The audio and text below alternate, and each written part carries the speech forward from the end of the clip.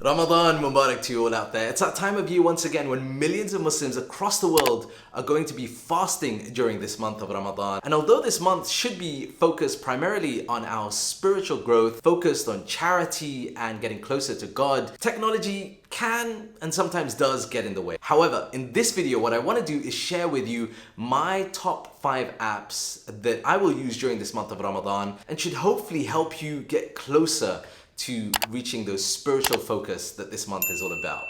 Okay, so for the purposes of this video, I'm going to be showing the apps on my iPhone 13 Pro Max, but almost all of them, with the exception of one app, are also available for Android as well. So I'll post the name and the links where appropriate to those apps down below.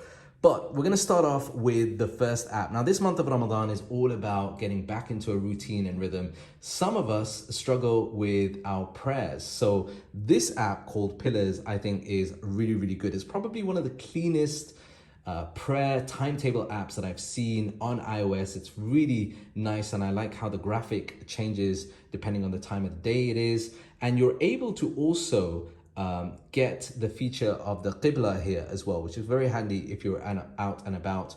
One of the other things that I like about this is the fact that you're able to track your prayers. Now, this is really helpful because you're able to see in the past, going backwards, how you've done. But for example, today I prayed my Fajr, I prayed my Dhuhr, and there's this really cool attention to detail. So I'm able to pop on here, for example, if I still have my wudu, you can use that to indicate that you need to do wudu as well. It's really handy, very helpful. And one other feature of this is that you get notifications, and there is a widget available for iOS as well. Now, this next app I'm gonna attach to app number 1. It's all good getting into habit, but this app called Daily Deeds helps you to kind of establish the reasons behind forming certain habits. So let's say we go to Asr Salah. You can select here, did you pray, did you not pray late? Did you pray on time, pray in Jama'ah? Let's assume that I prayed on time. Now, this screen is really powerful because it allows you to select up to 5 reasons for praying on time. So let's assume that I was around friends and I was at work. Then when I'm going back to trying to understand how I'm forming these habits, this will give you some of the reasons why. I think it's very, very powerful. What I really like is the fact that you can add additional elements to that as well. What would be nice to see, hopefully in the next update, is the ability to customize some of those new deeds. Now, the second app is all about the extension of the month of Ramadan, which is the month of the Quran, which is what this month is focused on. Most Muslims will be encouraged to pick up the Quran, to read the Quran. And for this, I found a couple of apps that I'm going to suggest. If you're looking for a really clean, simplistic app, but also does the job, iQuran is one that I would suggest for iOS because it has been updated, and I really like what they've done here. For example, at the top here, you can see those were the last ayahs that you were reading. Nice and helpful. You've got a section here where you can actually download the audio, and each of the mushaf or the pages that you're reading from are very clean and simplistic, and you can set it up as I've done over here, where you have the Arabic and you also have the translation. It's a really nice, simple, clean app. Now, if you want something a bit more detailed, perhaps your Arabic is quite good, then GoldenQuran came as a suggestion, and I've been playing around with this. There's a ton of different details, including, Arabic meaning of words. There's also the translation. It's an app that allows you to also bookmark certain things, and you have a ton more reciters that you can download the audio for. All right, let's take a moment. If you notice that I've changed the wallpapers, then yes, that's correct. These are wallpapers that you can purchase and download.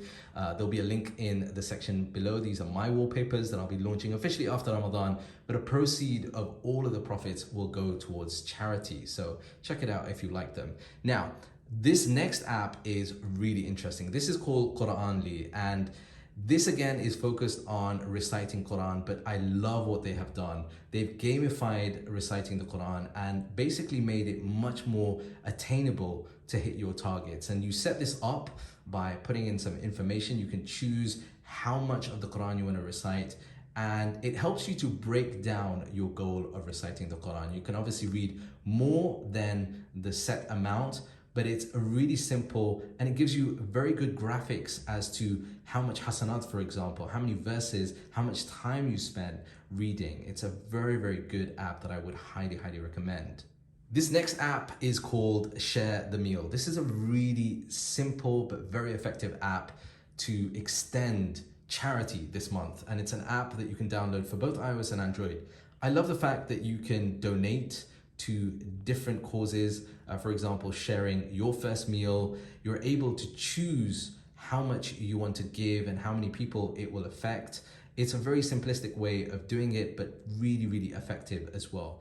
This final app is pretty important because in the month of Ramadan, you don't have to, but a lot of people do give their zakah. Now, this app I found only for iOS. I'm trying to find an alternative for Android, so check in the description down below. But it's a really simplistic app. It's one that I've used in the past to find out or figure out how much zakah that I need to give. Zakah is that portion of all your profits, 2.5% to be exact, that is given every year to charity. And most people do it around Ramadan just because it is easier to do. You can select the right currency from there. It does make things a lot more easier if you're selecting your particular currency. It does also allow you to edit each one of the sections. So for example, how much cash you have, gold and silver, estate, so on and so forth. Then down at the bottom, it will give you an indication of the total zakah payable. Now, what I would recommend with this, just because zakah is very, very specific, is to double and triple check. But I found with this app, Zakat Pro, it's been very, very helpful at a quick glance to see how much zakah